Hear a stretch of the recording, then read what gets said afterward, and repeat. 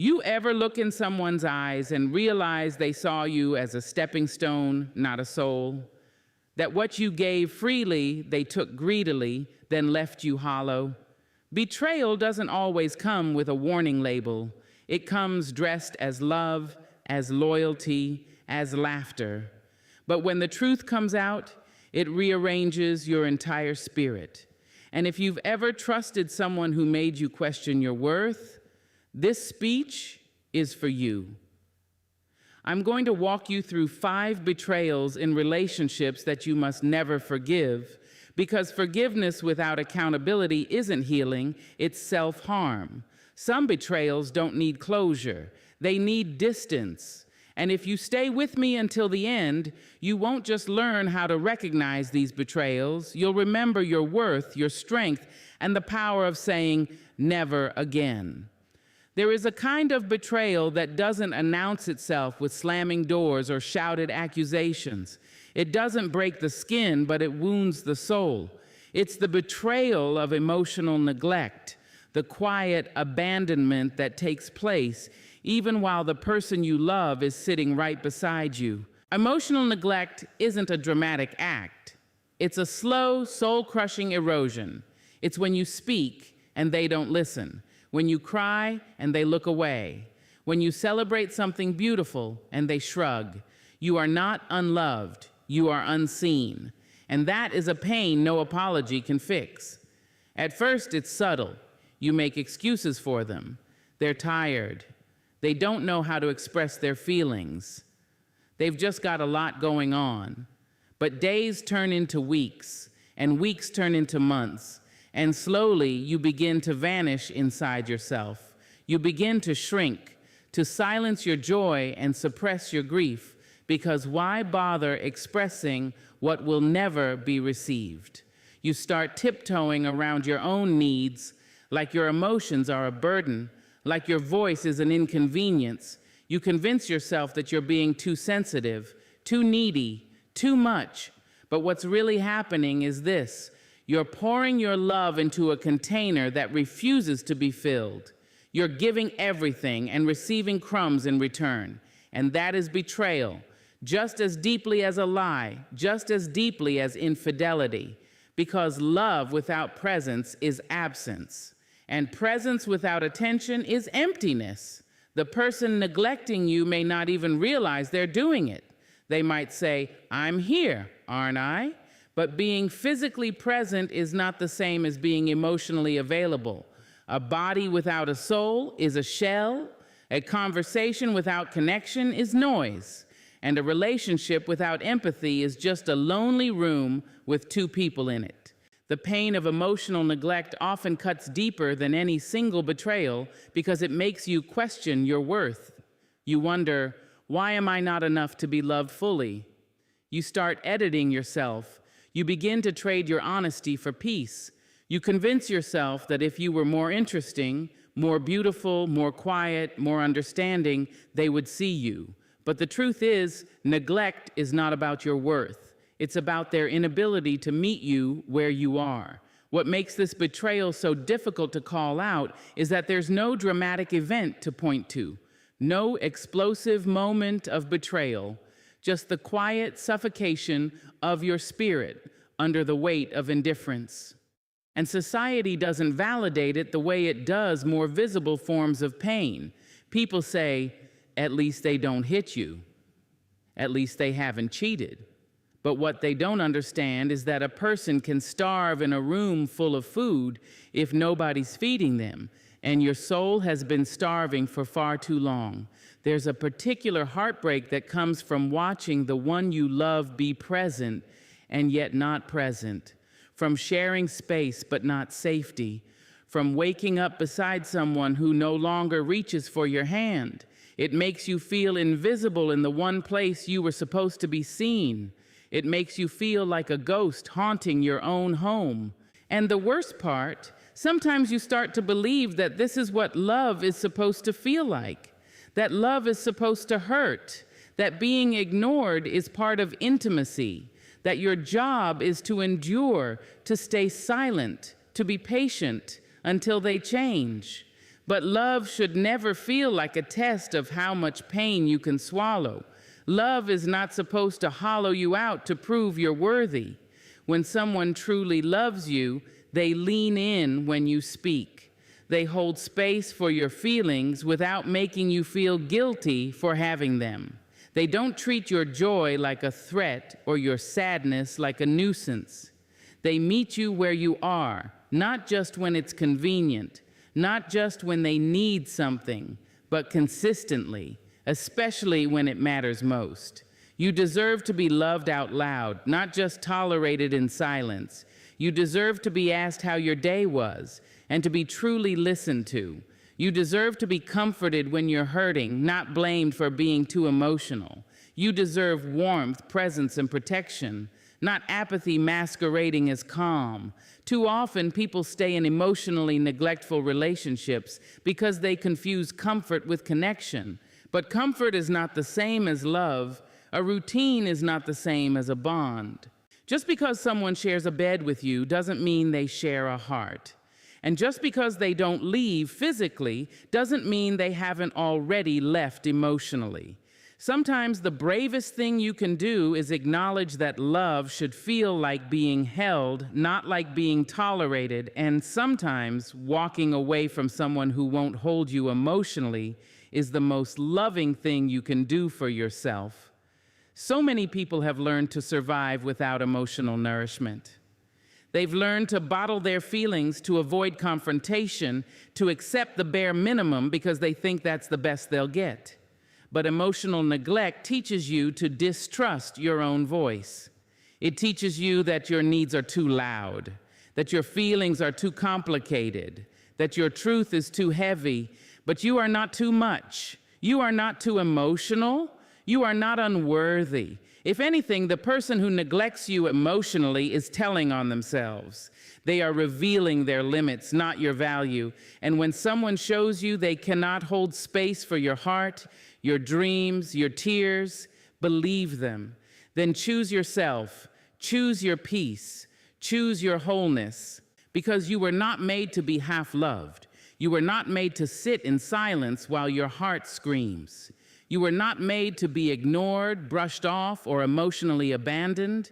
You were made for deep, unwavering, soul-filling connection, the kind that sees you, the kind that hears you, the kind that holds you without needing to be asked. And the moment you accept anything less than that, you teach the world how to treat you. So teach them better by refusing to accept the betrayal of being emotionally unseen. Disrespect doesn't always shout. Sometimes it whispers. Sometimes it shows up in rolled eyes, in jokes at your expense, in forgotten promises, in tone, in timing, in silence that says, "You don't matter." And when that disrespect is not a one-time slip, but a repeated act, masked by weak apologies and fleeting remorse, it becomes a betrayal that runs deep and wide, a betrayal that tears at the fabric of your self-respect and peace.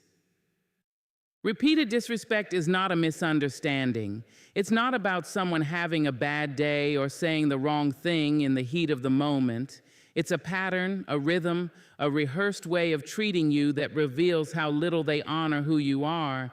And if you allow it to continue unchecked, it conditions you to live beneath your own worth. At first, you might brush it off. They make a sharp comment, and you laugh it away. They forget something important, and you excuse it.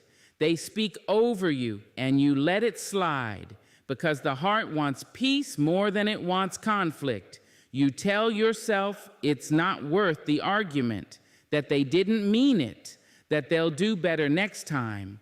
But next time becomes a cycle. Apology after apology becomes their safety net.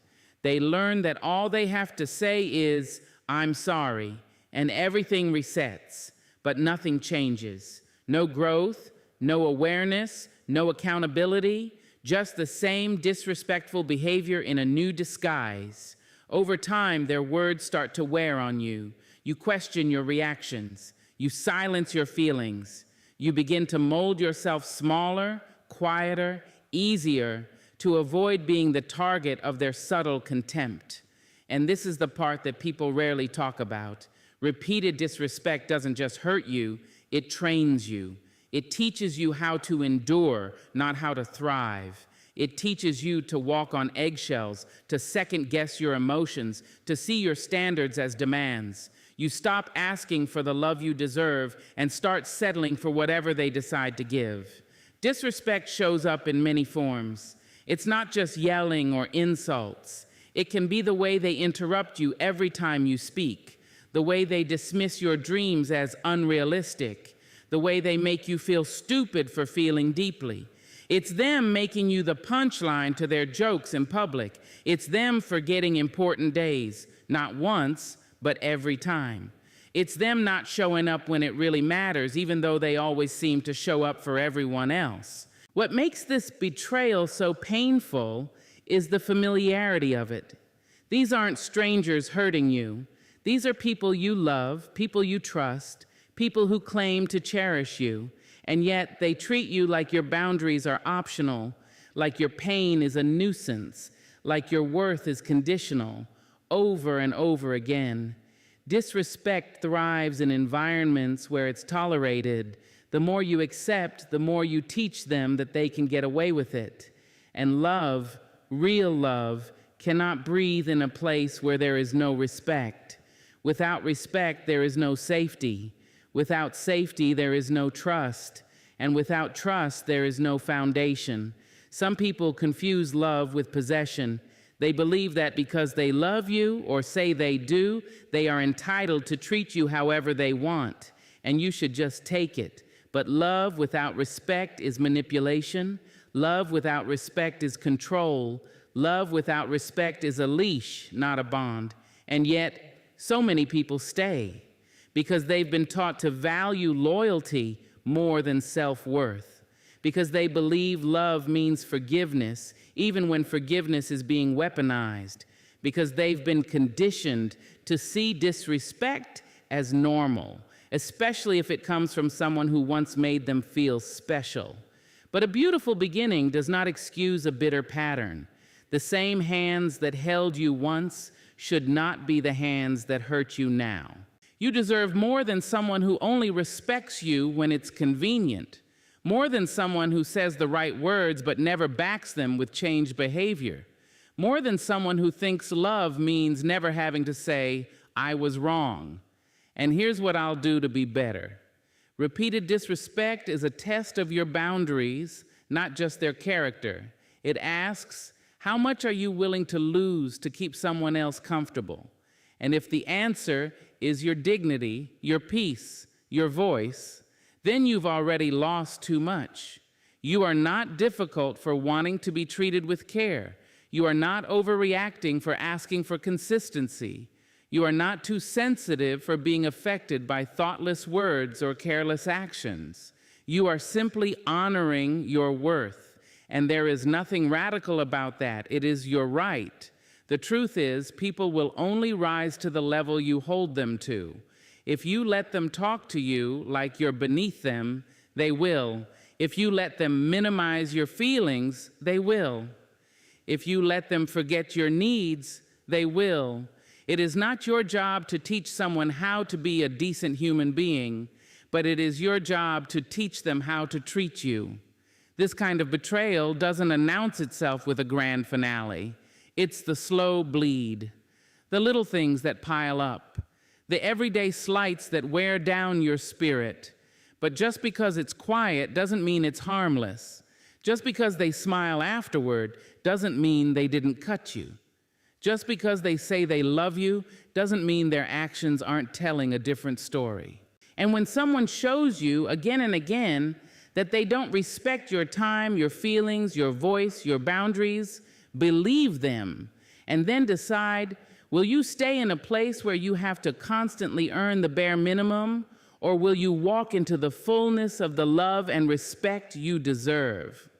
Repeated disrespect is not a flaw, it's a choice.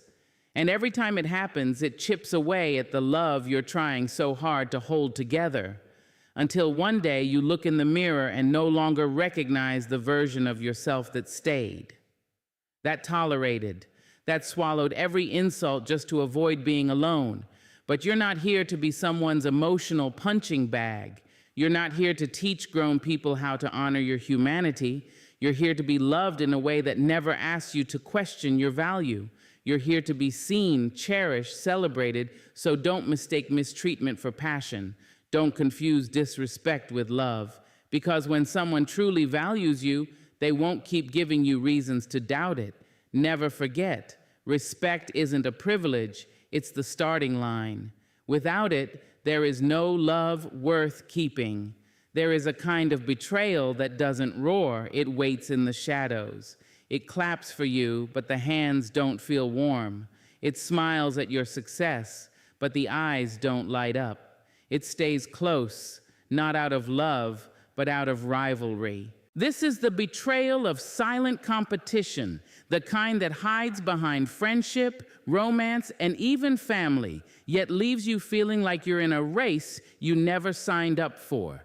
Silent competition is a slow poison. It doesn't always show itself in obvious ways. It begins subtly. You share good news, and instead of celebrating with you, they change the subject. You achieve something, and they minimize it. You get praise, and suddenly they withdraw. They never openly say they're jealous. They never openly criticize you. But something shifts. You feel it. You see it. And most painfully, you know it. It's the betrayal that comes not from strangers, but from those you've trusted with your growth. People who stood beside you when you were struggling but started distancing themselves when you began to rise. It's as if your glow became too much for them, as if your joy became a threat. They were comfortable with your pain because it kept them feeling ahead. But the moment you started healing, elevating, becoming more, their true feelings leaked through the cracks. They wanted you to do well, just not better than them. This kind of betrayal can be the hardest to face because it wears the mask of connection. These people may have supported you in the past. They may have spoken words of encouragement. They may have even helped you get to where you are. But underneath it all was a quiet scoreboard, a hidden comparison, a resentment that grew with every step you took forward. And what makes it so painful is that you weren't competing. You were just growing. You were just becoming. You were just finally stepping into your own light. But they saw your evolution as a challenge to their worth. They couldn't separate your progress from their insecurity. So instead of clapping, they criticized. Instead of lifting, they leaned away. Instead of standing beside you, they stood behind you, watching, measuring, judging. They won't say it out loud, of course. Silent competitors rarely do. They operate through backhanded compliments, through subtle sabotage, through dismissive energy. They downplay your wins, amplify your flaws, and make you feel guilty for shining too brightly. They'll say things like, must be nice, or don't let it go to your head, or some of us are still trying to get there, as if your progress is an insult, as if your happiness is an offense. You find yourself shrinking, dimming, softening your excitement just to make them comfortable. You hesitate before sharing your accomplishments. You start hiding your wins, censoring your joy, questioning your worth, not because you're ashamed, but because you fear their reaction. You fear losing them, and that fear tells you everything you need to know. Because true love, true friendship, true connection, it celebrates without envy. It cheers without comparison. It lifts without keeping score. It stands in your sunlight and doesn't feel like it's being burned. When someone is truly for you, they don't need to be above you. They don't need to feel like they're doing better. They just need you to be whole. But the silent competitor doesn't see you as a partner. They see you as a mirror. And what they reflect back isn't your light, but their own darkness. Your success reminds them of what they haven't achieved. Your healing reminds them of the wounds they've ignored. Your confidence threatens the identity they've built around being needed, being better, being first. So they start to compete, not with words, but with energy. They imitate what works for you while quietly hoping it doesn't. They chase your footsteps but hope you stumble. They study you not to celebrate you but to surpass you, and all the while they pretend to be cheering. It's a lonely place to be, loving someone who sees you as a threat. You keep trying to prove that you're not in a race, not in a contest. You downplay your greatness to protect their ego. But no matter how small you make yourself, it's never enough, because the issue isn't your light, it's their shadow. And here is the harsh truth. Some people love you best when you are broken, when you are beneath them, when they can play the role of savior, mentor, guide. But the moment you rise, the moment you no longer need them in the same way, their affection shifts. It turns cold, calculated. Their smiles tighten. Their silence grows louder. And that's when you realize they never loved you. They loved the version of you that made them feel superior. Silent competition is a betrayal because it destroys trust without ever admitting guilt. It makes you question whether your joy is safe with the very people you once called home. And it leaves you grieving a connection that maybe never existed in the way you hoped. But don't let their insecurity become your limitation. Don't dim your light to make others comfortable. Don't sabotage your success to hold on to people who can't handle your growth, because your path is your own. Your blessings are your birthright. Your elevation is not an act of war. It's a journey of becoming. You are not here to compete. You are here to rise, to heal, to shine, to inspire. And the right people, the real ones, will never feel threatened by that. They will cheer for you in public and in private. They will clap loudly, love freely, and never make you feel like your wings are a threat to their sky. So pay attention. Not everyone smiling is celebrating, and not everyone close is loyal. Some people only stand beside you so they can measure how far they still need to go. And when you spot that silent competition, don't argue, don't beg, don't fight for a seat at a table where your success is unwelcome. Stand, rise, walk away if you must, but never ever shrink, because your glow is not too much. It's just too honest for those who are still hiding.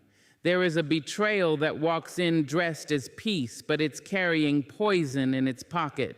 A betrayal that uses your kindness against you, turns your grace into a tool, and weaponizes your healing heart. This is the betrayal of manipulated forgiveness, the one where someone wounds you, not once, but again and again, then leans on your compassion as if it's their right, not your gift. This kind of betrayal isn't just cruel, it's calculated. Manipulated forgiveness is not about misunderstanding or human error. It's not about two people learning how to love one another better. It's when someone knows what they're doing. They know their words cut. They know their silence stings. They know their choices cost you sleep, dignity, peace. And yet every time they return, it's with empty apologies, soft voices, and the expectation that your heart will be open before they even knock. This betrayal thrives on your character. It counts on the fact that you're the kind of person who doesn't like to hold grudges, that you believe in second chances, in healing, in restoration. They use your values like a script. They rehearse the right words. They perform remorse. But behind the performance, there is no true change, because the goal was never healing. It was access, control, a shortcut back into your space without doing the work to deserve it. They speak the language of vulnerability, but only when it suits them. They cry when caught, not when convicted. They make promises not to grow, but to reset the cycle. And you, with your soft heart and powerful hope, want to believe them. You want to believe that people can change, that love can restore, that grace can break chains. But here's the thing. Grace without accountability becomes permission, and forgiveness without boundaries becomes a trap. This betrayal doesn't just break your trust. It breaks your relationship with your own instincts. You begin to doubt your sense of harm. You begin to second-guess your standards. You wonder, Am I being too harsh, too sensitive, too unforgiving? And that's the trap they want you in, because the moment you start questioning your right to peace is the moment they gain power over your peace. They may use guilt. I said I'm sorry, what more do you want from me? They may twist time. That was a long time ago, why are you still bringing it up? Or they may flip the script entirely. You're the one who's holding on to negativity. You're the one who won't let us move forward.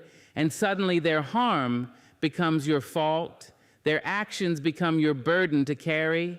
And the pain they caused is now being used to make you feel ashamed for not healing on their timeline. But healing doesn't have a deadline, and forgiveness is not a blank check. Real forgiveness is sacred. It's something you offer from a place of strength, not pressure, from clarity, not confusion. It is yours to give, not theirs to demand. And when someone tries to manipulate that gift, when they make it conditional for love, or weaponize it for access, or use it to erase accountability, that's not love. That's emotional theft. Forgiveness doesn't mean pretending it didn't happen. It doesn't mean tolerating repeated harm. It doesn't mean forgetting patterns that have been proven. It means freeing yourself from the grip of bitterness, not freeing them from the responsibility to grow. And yet, people who manipulate forgiveness want you to treat it like a reset button. They don't want to grow. They want to be excused. They don't want to evolve. They want you to shrink your standards so they can stay the same. And if you let them, they'll keep you in a cycle where your heart does all the work and their behavior stays untouched. You might hear them say nobody's perfect, as if imperfection is a shield from consequences. Or B, but I love you, as if love is an antidote to harm. Or, you said you forgave me, as if forgiveness is an erasure of memory, a deletion of pain, a silencing of truth. But love without responsibility is manipulation. And forgiveness without truth-telling is just silence in disguise. You can forgive someone and still say, you can't be in my life. You can forgive someone and still say, what you did was not okay. You can forgive and still protect your peace.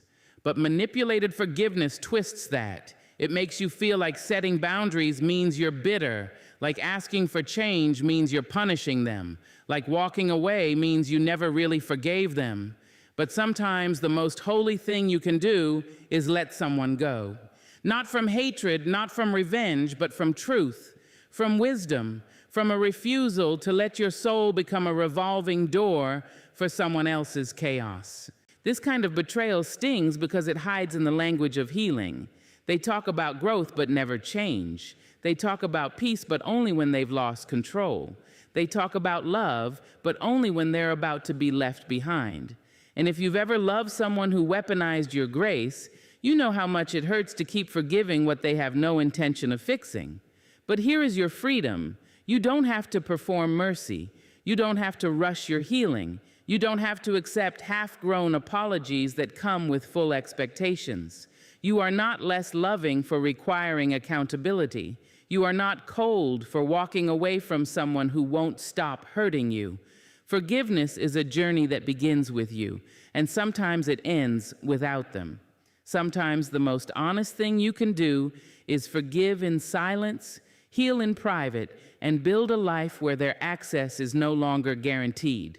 That's not cruelty, that's clarity, because manipulated forgiveness is not just a betrayal of trust, it's a betrayal of self. It keeps you tied to pain under the illusion of peace. It keeps you stuck in cycles under the name of love.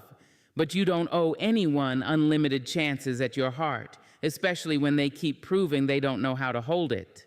So guard your grace, cherish your compassion, but don't let it be twisted. You are allowed to forgive and still say, I deserve better. You are allowed to forgive and still walk away because your healing was never meant to make them comfortable. It was meant to set you free. The deepest betrayals don't always happen in front of you. They happen behind closed doors, in rooms you weren't invited into, in conversations you were never meant to hear. The betrayal of disloyalty in your absence is the quietest yet loudest scream your soul can endure. It's the moment you realize that someone you trusted didn't just fail to defend you, they participated in your undoing when your back was turned. Loyalty isn't just about standing beside someone when everything is going well. It's about how you carry their name when they're not in the room. It's about the way you protect their integrity even when no one's watching. But when someone you love chooses silence in the face of your dishonor, or worse, joins the ones who diminish you, it cuts with a blade that doesn't bruise the body, but slices the spirit. Disloyalty in your absence feels like being erased, like the trust you offered was disposable, like the bond you believed was mutual was actually one-sided. And what makes it worse is that you were never given the chance to defend yourself, to be present, to protect what was sacred. It all happened in the shadows, where cowards gather to whisper and where the spineless trade loyalty for acceptance. You may discover it in fragments, a strange look from someone you've never wronged, a shift in energy from people you thought were allies, or a conversation that reaches you secondhand, twisted, poisoned, distorted, and suddenly you realize someone you held close, someone you covered in love, someone you would have fought for, let others reduce you to a story, a joke, a rumor, a memory they didn't defend. They may say they were trying to stay out of it, that they didn't want to get involved. But neutrality in the face of wrong is not kindness. It's betrayal dressed as diplomacy. When someone allows others to speak against you without correction, they've made their choice. When they stay silent while your name is being stained, they are not your friend. They are a spectator to your character's destruction, and their silence adds weight to the lies. Disloyalty in your absence doesn't always come with malice. Sometimes it comes with weakness. People are often more loyal to comfort than to truth. They want to be accepted, to belong, to avoid conflict. And so they allow you to be disrespected because speaking up would cost them approval. They remain passive because defending you would mean standing alone. But loyalty is proven in pressure, not peace. And here's the quiet truth. You cannot teach someone how to be loyal. You cannot beg someone to value your name. You cannot force integrity into someone who chooses convenience over courage. When you are not in the room, the way they speak about you is a reflection of their soul, not yours. To know that someone who shared your secrets, your laughter, your journey, turned away when you needed protection most is a betrayal that lingers. It replays in your mind like a haunting. It makes you wonder how much of what you gave was real. It casts shadows on every moment you thought was safe.